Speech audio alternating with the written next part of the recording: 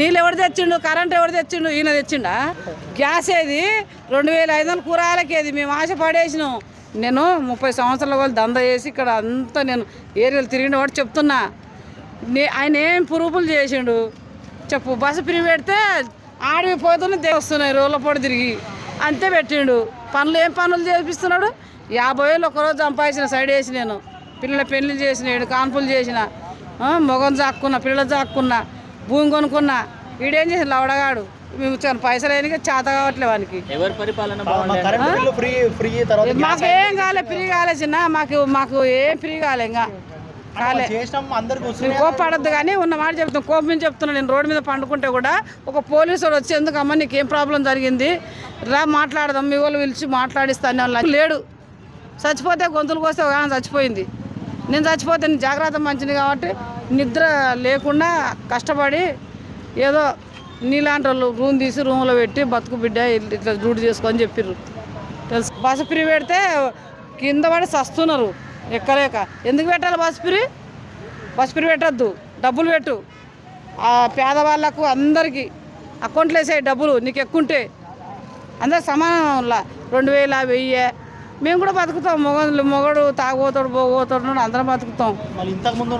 కేసీఆర్ పాలన ఎట్లా అనిపించింది? ఎవరు కేసీఆర్ అన్నీ భూములకు డబ్బులు వేసిండు, కాలువలు ఇడిచిండు, అన్ని పంటలు పండించుకున్నావు, అన్నిటికి సవలతు చేసిండు.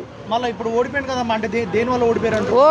ఈయన వల్లనే ఓడిపోయాడు. ఒక్క చెక్కర్లోనే ఓడిపోయాడు. కొంచెం మనుషులు కొత్త వాడు ఎట్లా చేస్తాడని తిరిగిండ్రు, కానీ 5 ఏళ్ళు చూస్తారు మళ్ళీ తిరుగుతారు. అందుకే అది కూడా చెప్తున్నాను. మేము కూలి అడ్డల మీద కూలి దొరకలేడు. గెలిచిన అంటే పనులన్నీ బంద్ పెట్టి పాడుదేంగిండు. మేము సైడ్ వేసేదాన్ని, నేను ఏరి ఎదిరేదాన్ని. ఇప్పుడు పనులు లేక ఇంట్లో మంతున్నారు పిల్లలు, రేట్లు లేక తెలిసిన. కేసీఆర్ అరెస్ట్ చేస్తున్నారు, అరెస్ట్ చేసినా మేము ఎట్లా తీసుకొస్తాం జనాలం. అరెస్ట్ చేసిన కోట్లు ఉండొచ్చు కానీ ఇంత మంచి చేసినా కూడా ఎందుకు అరెస్ట్? ఎవరు ఏ మంచి చేసిండు చెప్పు? కేసీఆర్ ఇంత మంచి చేసిన మంచిగా చేసిండు. మాకు డబ్బులు వేసిండు, గొర్రెల మేకలు ఇచ్చిండు. మోడీ కూడా చేసిండు, మోడీ కూడా బియ్యం ఇచ్చిండు, కొన్ని సాయం చేసిండు, డబ్బులు సాయం చేసిండు 2,000. ఈయన ఏం వేసిండు చెప్పు? ఏం లేదు. ఒక్కసారి వేసిండు, ఒక్కొక్కసారి వేసిండు. నువ్వు వేళ అప్పులో పడ్డావు కదా, బస్సు నువ్వు ఫ్రీ ఎందుకు పెడతావు చెప్పు? నువ్వేమన్నా చేసుకో. బస్సులు కొట్టుకుంటూ చస్తున్నారు జనాలు. అది పెట్టకుండా పేదవాళ్ళకు బతికే వాళ్ళకు అకౌంట్లో కొన్ని డబ్బులు వేయి, అది పద్ధతి. తీసుకుంటాం, కూరగాయలకు నడుపుకుంటాం.